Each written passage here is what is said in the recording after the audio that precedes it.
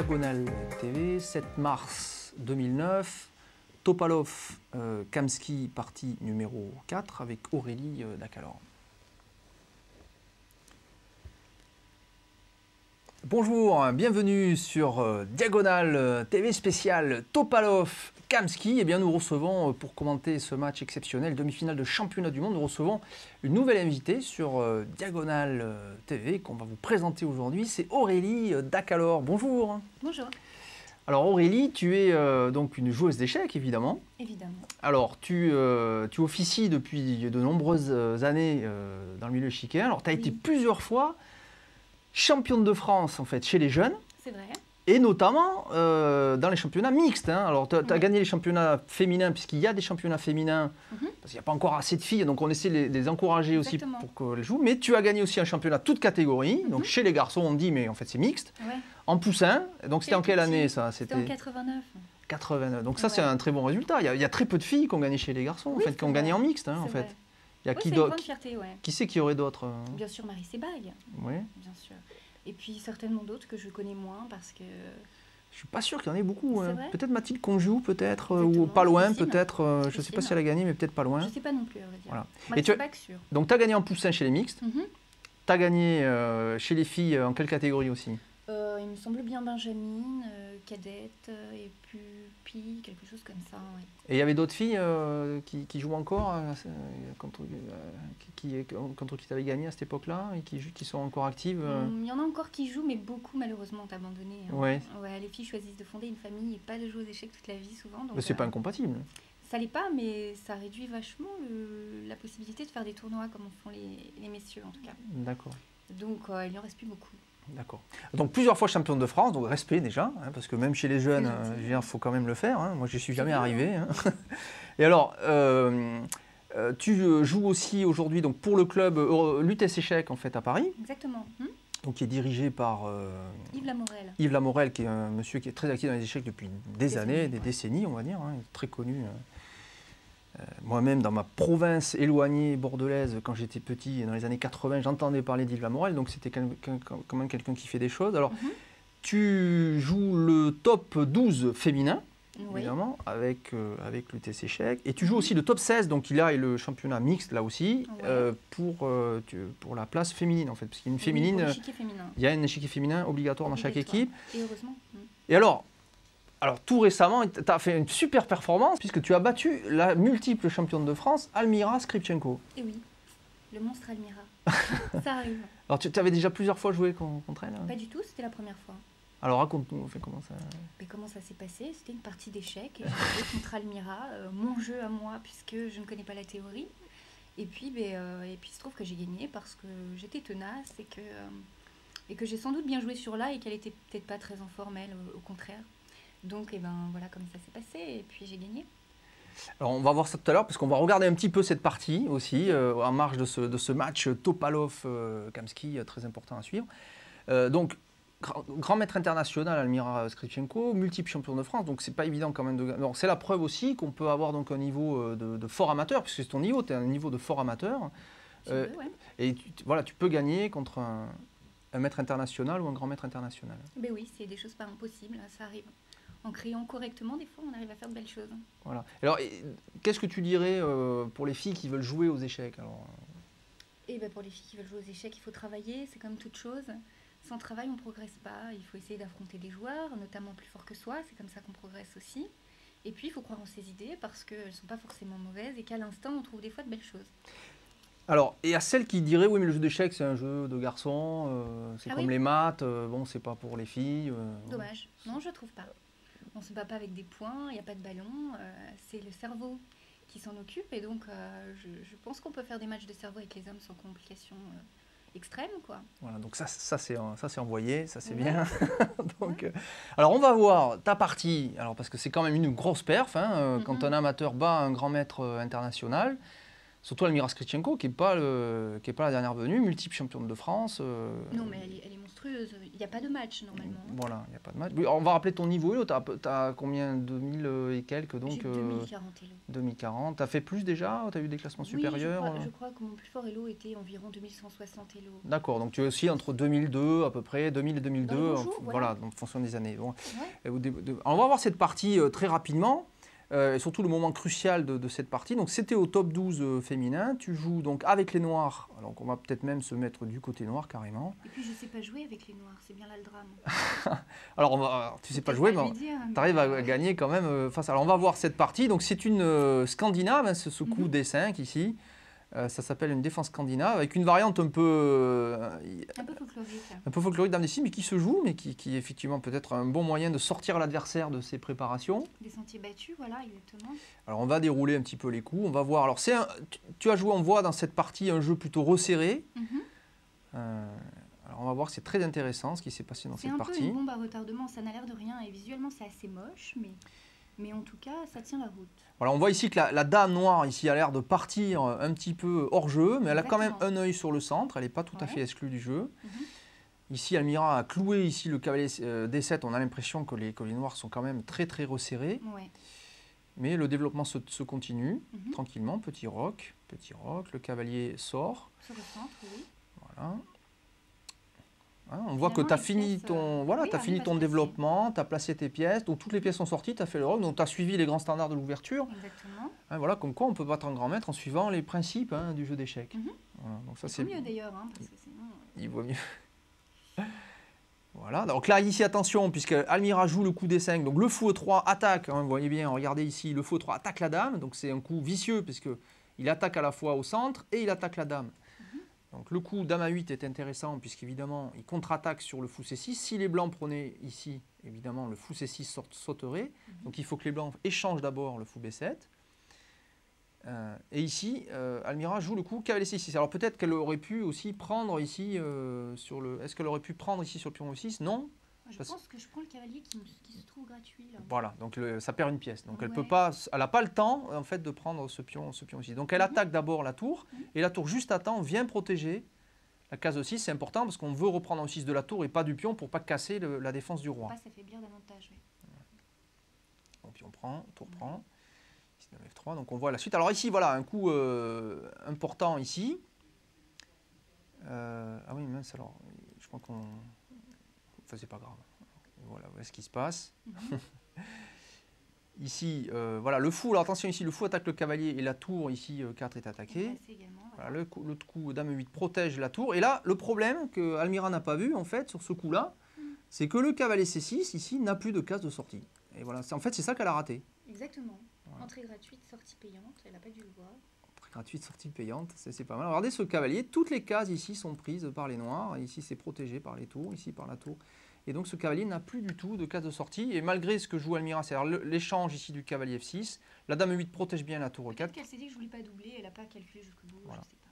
Et donc là, Almira c'est résigné, parce que là, elle dit bah, je perds une pièce. Donc elle essaye quand même d'affaiblir le roi noir et d'essayer de s'en sortir quand même. Alors attention, il y a un petit piège ici, parce qu'il y a une menace des noirs, c'est de faire fou échec. Bien sûr, oui. Et puis la dame C6, il va prendre après la dame F6, donc... il faut faire attention à ça, évidemment, elle fait attention. Et alors là, il y a une proposition quasiment d'échec perpétuel. Alors ça, c'est un moment crucial de la partie aussi. Mais oui, on peut dire parce qu'elle me propose nul indirectement en répétant les coups. Puisqu'au nombre de 3, vous savez que c'est nul. Oui. J'ai refusé au 3e de jouer le même coup. Et ici, si tu reviens là et qu'elle refait échec, c'est nul. C'est nul. Voilà, donc or, tu je joues... me dis, allez, une pièce de plus, tant pis, c'est Almira, mais essayons. Alors, tu as quand même essayé. Donc là, il y a quand même une notion de culot, là. Il ne faut pas avoir peur. Bien sûr. Parce que peut-être un joueur... qui pour la première fois la possibilité d'annuler face à un maître ou un grand maître international va se dire bah, je prends le demi-point. On se pose la question évidemment. Bien sûr. Voilà. Et là tu as choisi de la jouer. Donc c'est quand même fight. Hein. C'est-à-dire que c'est Aurélie Dacalor ça, aux échecs en tout cas. D'accord. Ouais. Alors dame prend ici. Donc, alors ici très joli coup des noirs. Alors ça c'est un coup très intéressant parce que la tour B7 était totalement inactive. Le coup tour B5, la tour veut se centraliser par exemple en E5 ou peut-être en D5 aussi.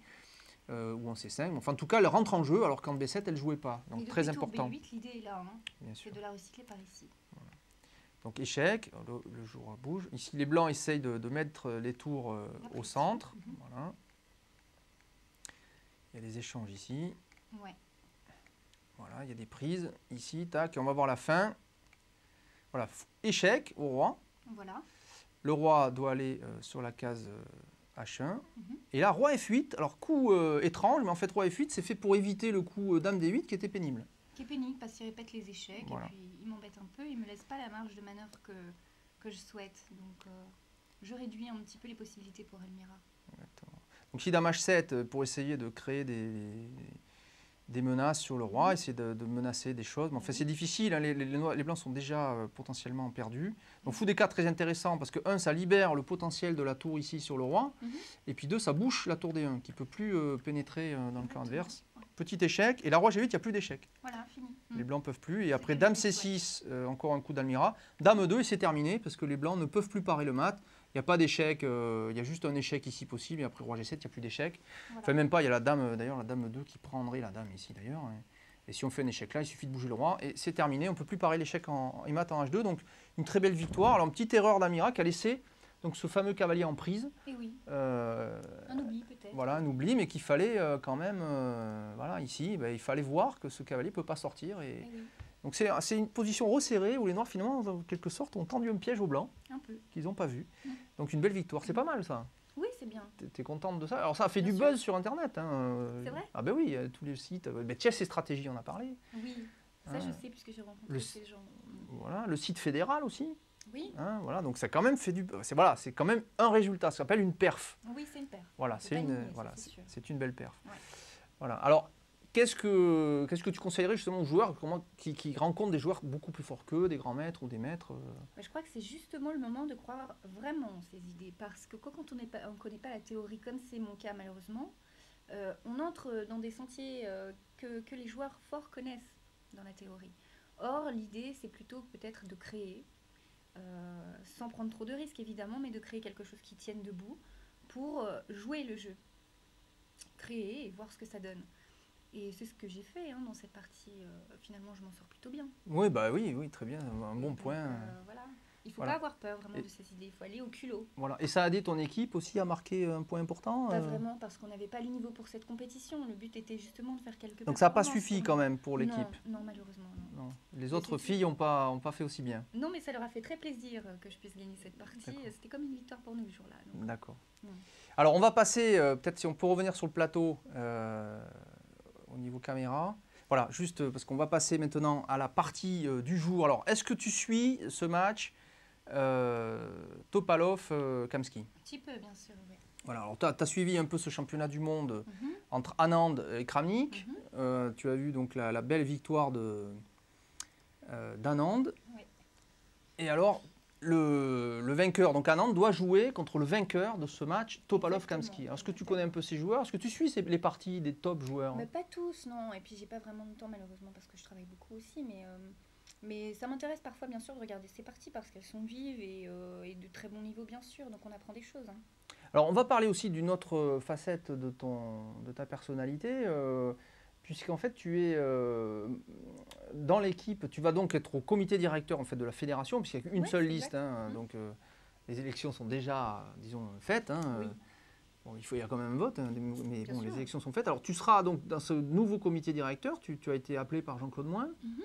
Et alors, est-ce que tu sais à peu près de ce dont tu vas t'occuper? Est-ce que tu peux nous en parler?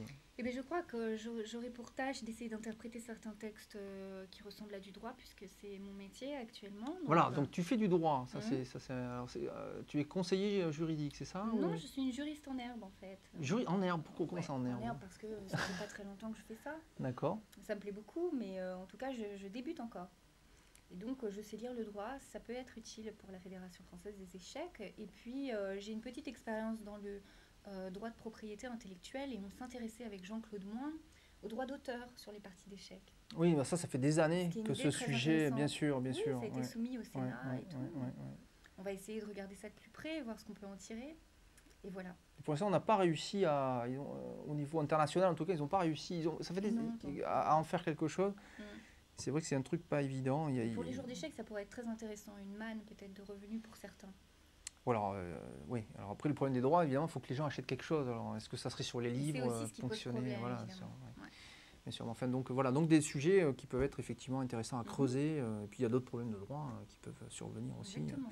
Donc sur le droit, donc voilà, donc dans ce comité directeur fédéral, il y a de nouvelles têtes aussi. Hein, Oui, il y a qu'on plein voit, de nouvelles têtes. Et ce qui est très bien, c'est que cette équipe est assez jeune et dynamique. Et puis, elle ressemble assez à Jean-Claude Moin, hein, qui est lui-même un sacré monsieur. Donc, je pense qu'on va pouvoir faire de belles choses durant ces 4 ans dans son équipe. Ouais. Ouais, jusqu'à la prochaine. C'est chaque année olympique, hein, c'est ça qui aura Voilà. les élections. C'est ça. Voilà. Donc ça va être intéressant. Alors on va revenir maintenant sur ce match Topalov-Kamsky. Donc on est à la partie numéro 4 de ce match.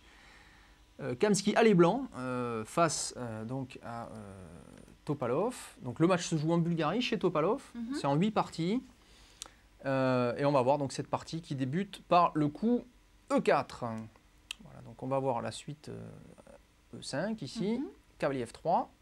Donc le cavalier ici sort, hein, on l'a répété plein de fois, donc il attaque le pion E5, les noirs défendent avec cavalier C6, fou B5, donc là c'est une partie espagnole, en tout cas qui débute comme telle.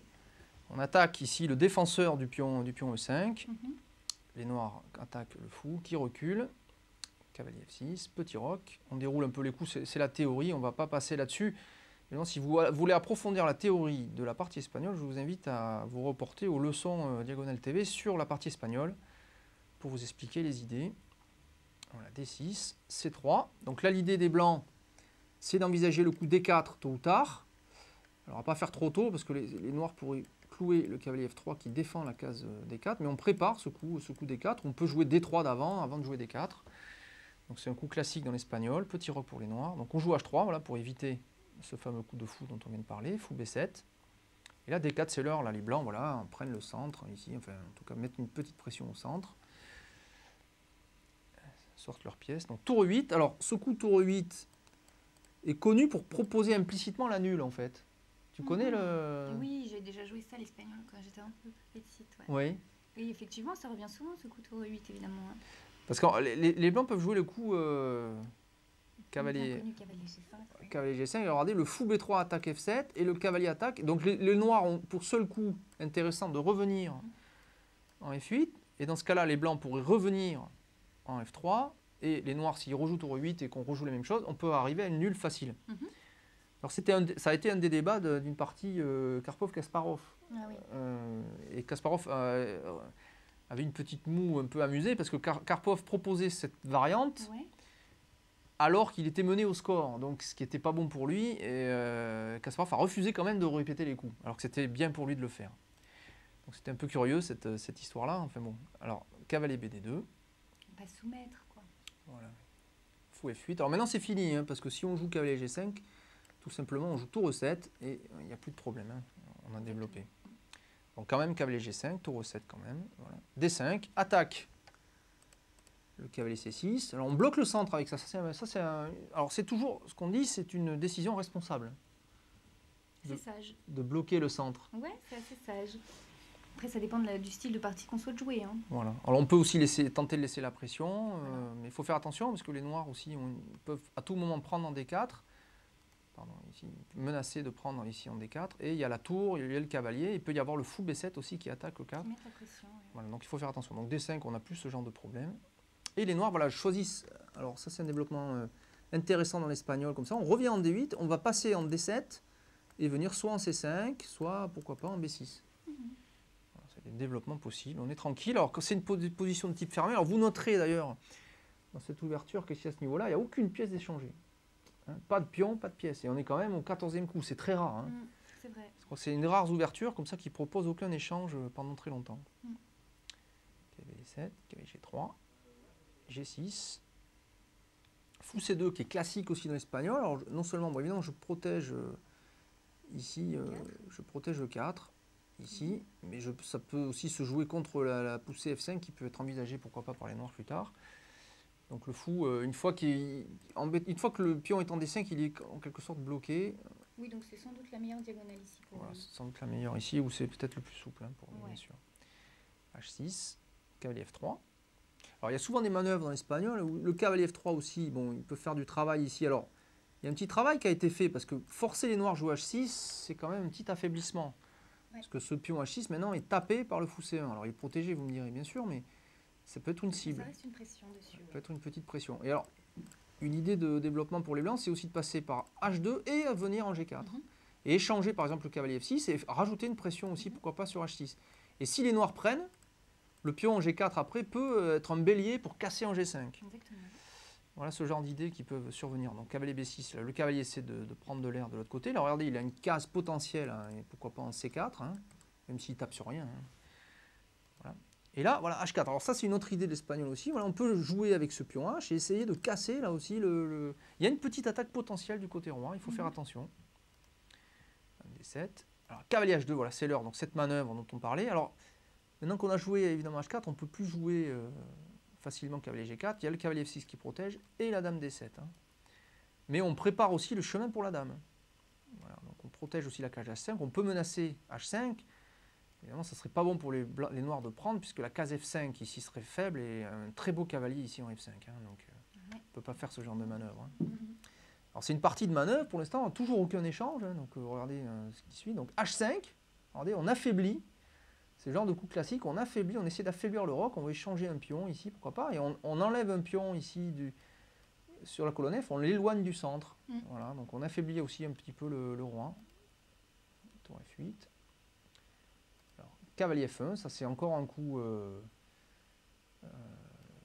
des manœuvres de cavalier de l'espagnol aussi. Alors où il va ce cavalier, on ne sait pas trop pour l'instant, mais il veut peut-être remplacer son collègue si ce collègue part aussi, remplacer en G3 et éventuellement venir en E3 aussi, c'est des possibilités. Donc C6 c'est l'heure pour les noirs, ça c'est une poussée thématique. Pour essayer de se libérer, regardez la pression qu'il y a, pion C6, cavalier B6, cavalier F6 et le fou B7 derrière. Et le fou B7. Donc ça, les blancs, ils n'auront qu'une possibilité de tenir D5, ils sont obligés de prendre en fait. Exactement, ça force l'échange. Voilà, ça force l'échange. Et après, dame prend C6, regardez, les noirs maintenant font pression sur le pion 4. Alors pour l'instant, il est bien protégé, hein, ce pion, puisqu'il y a le fou B3, le cavalier G3 et la tour. 3 contre 3, ça tient à l'autre. Voilà. Alors on peut noter, par contre, là, il y a un changement, Aurélie, dans la structure de pion. Est-ce que oui. tu peux peut-être nous en parler un peu ou tu... Eh bien, il y a des minorités qui sont créées, donc en fait, il va pouvoir se passer quelques leviers, notamment, on le voit du côté de l'aile dame, pour les blancs. Oui. On va peut-être pouvoir... Donc ici, il y a 3 pions contre 2, c'est ça que tu nous signifiais, voilà. Voilà, et à l'avenir, ça permet ça de créer un pion passé. Voilà, et il se passe évidemment la même chose pour les noirs de l'autre côté. Voilà. Alors, il y a aussi cette case D5 qui est à la fois, elle n'est pas tout à fait faible parce qu'elle est bien protégée par B6, par le cavalier B6, le cavalier F6, la dame et le fou ici très bien protégés. Les noirs peuvent potentiellement pousser le pion D6 en D5 pour se libérer, et en oui, quelque pour sorte. ouvrir davantage le jeu, par exemple. Ouais. Mais les blancs devraient avoir aussi pour intérêt, eux, par contre, d'empêcher les noirs de faire cette poussée. D'où le coup cavalier E3. Et là, on voit l'idée de cavalier H2, G1, il veut dire E3. En fait, c'était pour viser la case D. C'était prophylactique. Voilà. Ouais. Alors à noter que si les noirs font quand même D5 qui a l'air possible, puisqu'il y a suffisamment de défenseurs, en fait en prenant en D5, certes les noirs peuvent reprendre ici, mais regardez, le fou C2 maintenant tape sur G6 et c'est G6 qui tombe. Voilà. Donc on ne peut pas faire ça en fait. Voilà. On a l'air de pouvoir mais on ne peut pas. On ne peut pas tout de suite. Ouais. Donc cavalier E3 empêche D5, en plus commence à mettre une petite pression sur D5. Les blancs veulent essayer d'empêcher cette poussée D6, D5. Et c'est aidé aussi par ce pion H5 qui fait pression sur G6. Donc d'où le coup là, roi H7, on menace maintenant de jouer éventuellement D5. Voilà. Donc dame F3.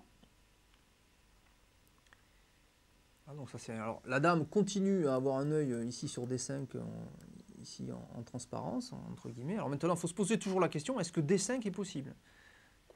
Ça serait envisageable, puisque maintenant que le roi est en H7, on protège... Ça tente de faire des sacrifices, ça commence à être un peu tentant tout ça. Ouais, ça commence à être tentant. Mais alors, voilà, là, les blancs auraient pu tenter des choses comme des cavaliers G5, des choses comme ça, des cavaliers F5. Pas tout de suite, mais en tout cas, ce sont des idées à garder de côté, je pense. C'est des idées à garder de côté, exactement. Ouais. Qu'est-ce qui se passe sur pion prend, par exemple? On pourrait simplement reprendre du cavalier. Et le potentiel de libération de prise ici fait qu'il y a un fou qui peut faire un échec à la découverte. Très dangereux, voilà. La tour est attaquée, en plus, voilà. Donc ça peut être très dangereux, il peut y avoir des sacrifices. Donc attention. Donc le coup suivant des noirs s'explique, fou C8. Je contrôle. Voilà, cette fameuse case F5. Voilà, donc Topalov, c'est un très bon attaquant, mais c'est pas un défenseur non plus né la dernière pluie. Évidemment. Il fait Ça va attention. ensemble, ouais, Voilà. souvent. Donc il anticipe en fait un sacrifice. Ça c'est fort, c'est les grands joueurs ça. C'est les grands joueurs, Il voit la possibilité de sacrifice, il l'anticipe. exactement. Tour D1, fou E6, donc très important ce coup, alors très intéressant. Topalov à la fois garde un œil sur F5, on a vu, c'est une casse-clé, il peut y avoir des sacrifices pour les blancs. Et en plus maintenant en E6, il a aussi un œil sur D5. Donc il fait, coup double en fait. Mais on voit bien que les blancs quand même maintiennent les noirs sous pression et que ce pion D6 est sous la pression des blancs. Les blancs ont quand même gagné un petit peu ce combat d'ouverture du fait de cette l'initiative. voilà, petite initiative. Petite initiative, ouais. Alors, rien de gagnant pour l'instant, mais forte pression. Le pion H5 qui fait pression, le pion D6 qui a du mal à bouger à cause du fou C2 qui tape quand même sur G6 avec le roi derrière. C'est difficile pour les noirs de trouver de l'air. Hein. Ouais. Et alors là, coup intéressant de la part des blancs maintenant, c'est le coup B3. B3, ouais. Alors ça, c'est un coup surprenant, mais tout à fait intéressant. Déjà, on enlève ici des possibilités pour les noirs de venir sur la case C4. Il n'est pas si étonnant parce que pourquoi pas un fou à 3 pourrait-il venir Voilà. ce pion D6 qui... L'autre idée, bien sûr, effectivement, bien vu Aurélie, effectivement, c'est de venir sur A3 et ça tape, regardez, sur D6 avec la tour E7 derrière, la tour F8 derrière, ça fait beaucoup de matériel, sans compter que la tour D1 tape dessus. Donc on tape sur la faiblesse D6. Voilà. Mais ce coup se fait au prix, regardez, du pion C3, c'est-à-dire que les blancs font un sacrifice. Alors c'est un pseudo-sacrifice, puisque évidemment, après dame prend C3, les blancs pourraient reprendre, sans doute. Ah non, on ne peut pas tout de suite, parce qu'il y a la tour A1 qui est en prise. Quand même. Voilà, on ne peut pas reprendre tout de suite en D6. Donc les blancs, voilà, il lâche un pion. Donc fou D2. Bah, évidemment, c'est calculé. Ils n'ont pas peur d'avoir lâché ce pion, parce qu'ils ont aussi la colonne C qui s'ouvre pour eux, et on pourra activer une tour. La compensation, évidemment, d'activer toutes les pièces de l'aile dame. Voilà. Et puis ils se disent que tôt ou tard, ils vont le prendre ce pion, en fait. Donc avec le fou qui va sans doute s'activer soit en 5 pour attaquer le cavalier B6, soit aussi en B4. Et on voit que ce cavalier a du mal parce qu'il est dominé à la fois en D5, il ne peut pas venir à cause du pion. Et oui, il n'y a pas de case intéressante. Hein. Voilà, ni en C4, ni en A4. Hein. Donc, dame C7, fou A5. Donc là, clouage en plus du cavalier. Donc attention, ça peut être très dangereux. Hein. Il peut y avoir un gain aussi rapide de pièces. Hein. Donc dame B8, on enlève ce clouage tout de suite. Et la tour D2, tranquille pour Kamsky. Regardez l'idée, ben, c'est simple, il veut doubler. Hein. Paf, paf, et boum. Et alors, si on prend B6, regardez, il y a le cavalier qui tombe, il y a des pièces en prise, parce qu'on pourra prendre en G6, et sur une prise là, regardez, le fou risque d'être aussi en prise. Le mieux, c'est quand même d'essayer de protéger ce pion D6. Hein. Ouais. D'où le coup, voilà. Alors, voilà. Cavalier C8, alors, on essaie de bétonner, voilà. Il bétonne. Voilà. Mais ça fait peine quand même de voir ça. Ça fait peine, c'est sûr, en même temps, ce cavalier B6 faisait rien du tout. C'est vrai. Donc il n'est pas pire. Il n'est pas pire, mais il n'est pas beau non plus, parce qu'il est très passif. Il n'est pas beau, c'est sûr. Il n'est pas beau. Donc tour à D1, et là, attention, la pression sur D6 augmente. Alors évidemment, tant que le cavalier C8 protège, c'est pas une vraie menace, on ne va pas donner une tour contre un cavalier, ça c'est sûr. Et là, les noirs jouent B4. Alors ça, c'est un affaiblissement par contre. Alors là, effectivement, alors B4 affaibli quand même. Peut-être avec l'idée d'enfermer ce fou qui est venu jusqu'en S5. Alors voilà, la menace aussi des noirs, effectivement, c'est de jouer dame B5, et le fou, pas de case. Et oui, pas de case. Où il va le fou hein. En C7, il est pris de la tour E7, en D8 par la tour F8. En B4, il y aura toujours la dame. Donc, menace, dame B5, gagne le fou. Donc, piège. Piège. Affaiblissement, mais piège quand même. Voilà. Donc, ça force Kamsky à jouer le coup suivant, mais utile, mais suffisant. Dame 2. Voilà, je contrôle la case B5. Et en plus, j'attaque à 6. Donc, c'est quand même un peu affaiblissant tout ça. Si on peut défendre en attaquant à la fois, c'est toujours mieux, c'est sûr. Voilà. Alors dame 6, c'est pas tout à fait une vraie menace, puisqu'il y aurait tour A7, attaque la dame, et il y a le fou derrière. Ouais. Donc, toujours un problème avec ce fou. Hein. Alors, roi H8 de la part de Topalov. Alors Topalov veut s'enlever tout problème. On voit bien que ce vis-à-vis, l'ennui, il veut jouer D5, il veut se libérer Topalov, et donc il veut éviter ce genre de désagrément. Et là, fou D3, alors ça c'est pas mal. Alors, double intérêt à ce coup, enfin, ici de la part de Kamsky, puisque sur fou D3, non seulement je tape à 6, et là j'ai plus peur tour A7, puisque le fou est protégé par la dame, mais je libère la colonne C. Ouais. Parce qu'on voit bien maintenant que le travail est fini là, tant que le cavalier reste ici, il n'y a rien à faire. Mais si j'entre les deux tours sur la colonne C, je peux amener le fou en C7, et je peux à la fois attaquer la dame et rajouter une pression sur D6 grâce au fou. Ouais. Donc là, et je pénètre sur la 7e, je prends la colonne quoi. Voilà, oui, la position de ce cavalier devient profitable là pour les blancs. Si on peut prendre cette colonne C, oui. Bien sûr. Donc cavalier A7, alors il essaie d'activer péniblement. j'ai envie de dire. Ouais, c'est le mot. Hein, ouais, péniblement, parce que bon, cavalier A7, il veut peut-être venir là. Évidemment, si ce cavalier est arrivé, mais il peut pas, de toute façon, il y a fou prendre B4. Ouais, c'est pas beau, hein, ça va on va pas pas. trop, ça va toujours pas. Si ce cavalier venait, évidemment, le rêve, ça serait cavalier B5, que les blancs fassent rien, et cavalier C3. Mais bon, c'est même pas possible. Mais on peut rêver. Mais on peut venir aussi en B5 et envisager cavalier D4. Cavalier C3 ou cavalier D4. Parce que là, on a aussi en D4 un pion qui protège D4. Donc on a deux belles cases ici pour les noirs. Donc d'où l'idée, on peut venir là. Et ici, on forcerait ce fou à s'échanger et c'est pas plus mal. Ouais. Parce que ces deux fous font mal aux noirs pour l'instant. Ils sont très actifs. Comparaison, regardez le fou G7, il est totalement emmuré. Il est actif, complètement. Là. Il est derrière les. C'est un gros pion, comme on dit souvent. Exactement. Voilà, c'est les fous comme ça. Le gros pion qui sert à rien. Voilà, il est bouchonné, il peut rien faire. Et oui. Donc tour C1, regardez. Donc, et là, bon, ça y est, c'est l'idée, cavalier B5. Alors, si les blancs faisaient le coup, fou prend B4, simplement cavalier D4, attaque la dame, et la dame B8 prend le fou. Donc c'est une faute, ça ne marcherait pas. Voilà. Et donc la menace, c'est cavalier D4. C'est aussi cavalier C3 qui bloque toute l'aile dame des blancs tout en attaquant la dame, gagnant un temps. Donc les blancs n'ont pas le choix, il faut prendre en B5. Voilà, prise en B5. Après en B5, mais par contre, le problème pour les noirs, qui était quand même emmuré, c'est fou prend B4. Et voilà, on voit là que les blancs, un, ont récupéré leur pion. Deux, ils ont toujours cette majorité que tu nous signalais tout à l'heure. Qui va devenir de plus en plus profitable, je crois. Bien sûr. Et maintenant, comment protéger le pion D6 hein ouais.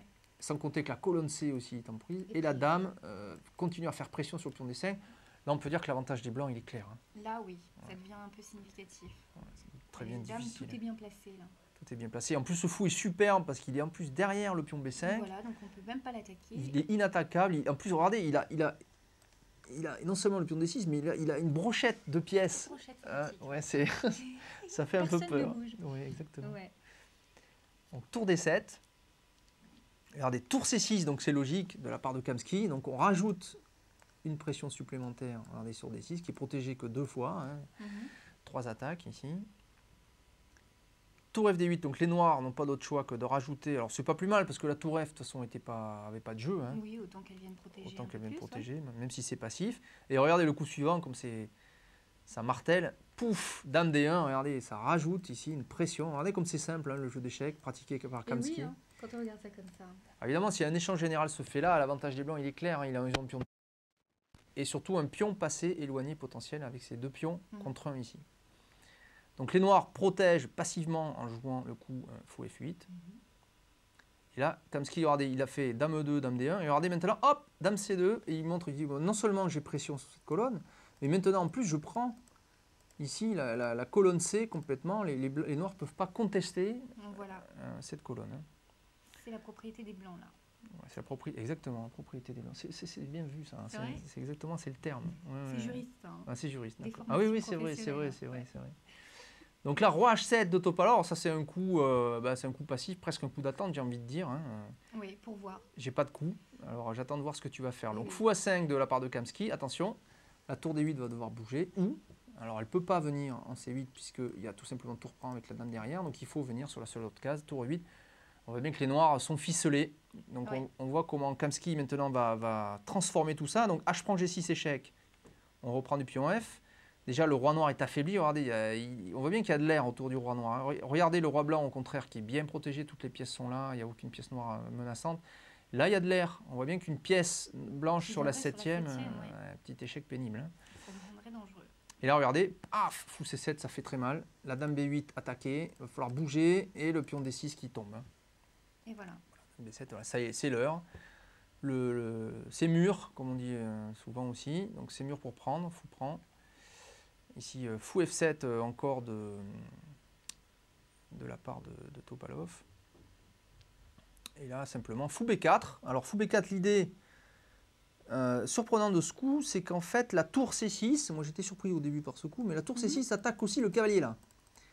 Voilà, donc on se demande pourquoi pas faire fou prend fou F8, mais tout simplement parce que les noirs feraient fou prend ici, des deux, dame prend forcé, et la tour C6 est perdue. Alors qu'en jouant le coup fou B4, le fou protège en D2. Donc en cas de tour prend tour, on reprendrait du fou.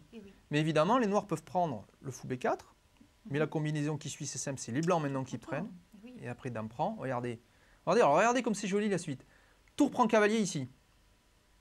Donc on récupère la pièce ici. Donc on a enlevé le fou parce qu'on n'avait pas le choix, il fallait sortir en fait, on était sous pression. On a éliminé le cavalier. Regardez, faisons un bilan, au niveau des pions, il y a un pion de plus. Le roi noir est en l'air. Il y a une paire de fous certes du côté noir, mais il y a 2 cavaliers en face et 2 cavaliers pour l'attaque, c'est très fort. C'est très fort, oui. Donc il faut faire très attention. Tour 6, et regardez la tour, regardez. Hop, cavalier D5. On fait téléphoner, il est magnifique ce coup. Alors évidemment, sur tour prend tour, il y a cavalier prend tour, la fameuse fourchette royale. Fourchette royale, hein. Donc ça, on a toujours envie de la placer, celle-là. Ah oui, tant qu'à faire. Voilà, la belle fourchette royale. J'attaque le roi et la dame. Donc ici, alors, fou et fuite de la part des noirs. Et regardez comme c'est joli. Paf, tour F3. Alors la tour était là, regardez, elle a pris ici. Elle se retrouve en F3. Et où elle va revenir cette tour? Regardez, après roi G7, hop, tour C3. Et voilà. Voilà ce qu'a fait cette tour. Regardez, un très beau carré. Un joli parcours. Joli parcours. Au passage, elle a pris une pièce. Et elle revient en C3 avec dame et tour. Et la menace, tour C7, hein, avec un gain rapide. Parce que si la dame bouge, on aura la 7e rangée. Et c'est souvent assez massacrant. Hein. Ouais. On connaît ça. Hein. Donc c'est ce qui va se passer d'ailleurs. Hein. Tour A6. Alors tour A6. Tour C7. La dame est attaquée. Dame D6. Les noirs ne pourront pas prendre le cavalier puisque la tour C7 cloue ce fou sur le roi. Et regardez, ce cavalier est énorme aussi, ce cavalier au centre ici. Donc l'avantage blanc. L'avantage blanc est écrasant, mais il reste encore à le transformer. Hein. C'est pas simple. Hein. Eh oui. C'est souvent le plus difficile. Exactement. Transformer les positions gagnantes. Hein. Bah oui, c'est pas le tout de l'obtenir. Il faut après la gagner. Il faut la gagner. Alors dame 2. Alors regardez, c'est intéressant. Attaque le pion B5. Il faut faire attention à ça aussi, mais il n'a pas le choix, Topalov. Il joue roi G8, il veut déclouer son fou D5. Et dame prend D5 quand même. Voilà. Alors l'idée évidemment, c'est que si les noirs prennent le cavalier, en fait, les blancs n'ont pas de soucis. Ils peuvent encore reprendre du pion puisque la tour A6 continue à être attaquée. Ils n'ont pas peur de perdre la tour C7. Et oui. Voilà, donc il faut quand même calculer ça parce que oui, sinon, ça reviendrait en échange. Quoi. Ça reviendrait en échange. La tour prend A2 de la part de Topalov. Et voilà, donc les noirs sont très mal. Évidemment, il y a 3 pions contre 3. Mais d'abord, ces pions ici sont en deux îlots contre un seul du côté blanc. Donc affaibli. Hein. Donc c'est affaibli, le roi noir un peu plus faible. Il y a un pion passé ici énorme et un très très beau cavalier central. Hein, donc voilà. Il faut faire attention à ça aussi. Donc dame B7, pression sur le fou F7. Pression aussi sur la 7e du roi. Ça va devenir désagréable assez rapidement, je crois. Oui, tout à fait. C'est très difficile déjà pour Topalov de tenir ça. Alors évidemment, il ne va pas réussir à le tenir. On va voir tour A1, échec, roi H2. Donc pour l'instant, ça... les noirs sont obligés maintenant d'essayer de desserrer les taux. Donc ils prennent le cavalier D5. Mais alors, regardez maintenant, on prend du pion E. On a libéré un pion. Et regardez ce qui se passe après dame F6. Après dame F6, vous allez voir, c'est que le cavalier G3 ici va avoir plus tard, alors pas tout de suite, parce que si on joue cavalier E4, on a dame H4 mat, il y a mat. Attention, il y a une menace de mat ici, il faut faire attention. Mais ce cavalier a une très belle case ici, avec un échec aussi potentiel. Là, on va voir que c'est très important. La prise dans D5, non seulement a donné un pion passé au blanc qui est proche en plus de l'arrivée, mais une très belle case E4. Alors on va voir que jouent les blancs pour parer cette menace de mat, parce qu'il y a mat, regardez, parce que la tour ici empêche le roi noir de bouger. Hein. Dame C8, très joli. On joue en C8 et regardez, hop, on peut revenir en H3. D'ailleurs, c'est ce qui se passe. Hein. Dame H4, Dame H3. Échange de la part des noirs qui vont essayer de sauver cette partie dans la finale. Il faut que les noirs arrivent à stopper ces 2 pions passés très forts. Ça semble compromis. Hein. Alors c'est difficile parce qu'évidemment, il y a le problème aussi que ce roi noir est sur la 7e, donc totalement inactif. Oui. Contrairement au roi blanc qui va pouvoir peut-être rentrer en jeu très vite. Oui, et le cavalier en venant au E4 va menacer échec au roi et avec des menaces... Peut-être des réseaux de maths et aider avec les 2 pions passés, ça paraît très difficile à tenir. On va voir que c'est même pas possible. Alors tour D1, regardez la manœuvre. Cavalier E4. Évidemment. On n'a pas peur de tour prendre cavalier puisqu'il y a cavalier F6, échec au roi. Et fourchette. Et la fourchette. Hein. Alors évidemment, c'est menace et contre-menace. Hein. Alors ça, c'est le haut niveau évidemment. Des petits pièges de ci, de là, dans lesquels il ne faut pas tomber. Hein. Exactement, il faut A3. Donc tour A7, attaque le fou. Est-ce qu'il a une bonne case ce fou? Fou B4. Tour B7 de la part des blancs, le fou revient en A3. La tour ici protège le pion B3, c'est pour ça sans doute qu'il a fait la manœuvre. Et maintenant tout simplement F3 de la part des blancs. On met les pions, regardez, sur blanc, de la case opposée, sur les cases opposées sur la couleur du fou. Donc les blancs n'ont aucun souci de protection de leurs pions. Voilà, ils sont inattaquables. Les noirs essaient d'activer péniblement leur roi, mais bon, évidemment, c'est pas, avec la tour en 7e, c'est extrêmement difficile. Ils se rapprochent au moins de la venue du pion, mais bon. Alors par contre, là, les noirs menacent tour prendre, puisque du coup... Oui, il n'y a plus fourchette. Voilà. Donc tour B5, H5 de la part des noirs, roi G3. on continue, on voit la suite. Alors tour B8, donc c'est une finale un peu technique, on ne peut pas commenter tous les coups, on voit la suite. Alors regardez, donc les blancs, contrairement aux noirs qui ont un roi coincé, ont la possibilité d'activer leur roi et de l'amener le plus possible vers le centre avant d'engager des manœuvres. Voilà, les blancs même lâchent le pion G2, regardez ici, mais en échange, attaque ici le fou, D6 attaque le fou E7. On voit ça que ce pion va aller très vite. Et après fou D8, tout simplement, cavalier C5 déjà. Regardez, donc la menace, cavalier échec. Et sur roi E8, tout simplement, tour A8 gagne une pièce. Hein. Voilà, tout simplement, la pièce est gagnée. Et sur roi E8, tout simplement, tour H7 et abandon de Topalov. Les menaces sont beaucoup trop fortes. La menace, c'est simplement D7 échec. Et sur roi F8, cavalier E6 échec. Et c'est fini. Ouais. Il n'a pas pu beaucoup respirer. Il n'a pas pu respirer. Donc c'est vraiment une partie d'étouffement, hein, celle-là. Ben oui, celle-là, c'est du ficelage. Tu en joues, toi, des Espagnols aussi, avec les blancs ou les non. noirs? Non, plus du tout. Plus du tout, mais tu en as joué? Bien sûr, énormément.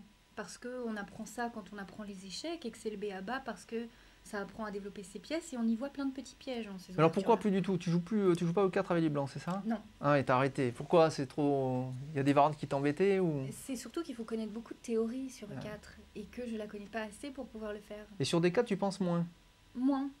Je suis plus à l'aise avec D4. Mais il y a quand même des trucs sûr, aussi. Il y a plein de choses, ouais, bien sûr. Ouais. Il y a beaucoup de Mais bon, trucs. je me sens plus à l'aise avec D4. D'accord. Et alors, est-ce que tu préfères les parties lentes ou les parties rapides? Je préfère maintenant les parties lentes parce que je pratique beaucoup moins, mais il fut un temps, c'était plutôt l'inverse. Parce que tout est possible en partie rapide. Pour peu qu'on ait des réflexes. Bien sûr, oui. Donc il y a des retournements. Il y a des retournements voilà, aussi. Voilà. Oui, et des bonnes idées, on fait des parties sympathiques. Mais maintenant, je suis plus facilement adaptable à des parties longues parce que quand on joue moins, on a besoin de réfléchir davantage, tout simplement. Donc, je suis plus à l'aise en partie longue maintenant. D'accord. Alors, merci Aurélie pour cette première émission. On va te retrouver dans une autre émission, toujours pour ce match. On va revenir sur ce match Topalov-Kamsky dans une autre émission Diagonale TV, donc à suivre toujours sur Diagonale TV. Merci Aurélie, et puis à bientôt. À bientôt. Au revoir, merci.